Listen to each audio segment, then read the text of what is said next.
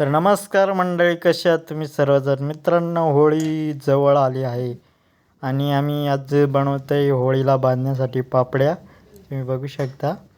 मित्रांनो, पापड्या तयार करण्यासाठी पहिले तांदूळ धुवून सुकात वाळत घालायचे आणि त्यानंतर त्याचं पीठ करून घ्यायचं. आणि तर मंडळी, आता आपण चुलीवरती 1-2 मिनटं अशी शिजवून घ्यायची वाफेवरती.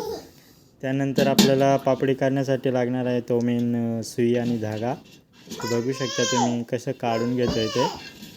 आपल्याला एका परातामध्ये पाणी घ्यायचं आहे, त्याच्यात जे पापडीला आपण पीठ लावतो ते ताट पाण्यात बुडून हे काढायची, नाहीतर ते फाटून जाते. अशी काढून घ्यायची. पापड्या काढल्यानंतर मित्रांनो, ते आपल्याला उन्हामध्ये वाळत सुकण्यासाठी ठेवायला लागतात. तर आता आपण सुकात घालूया.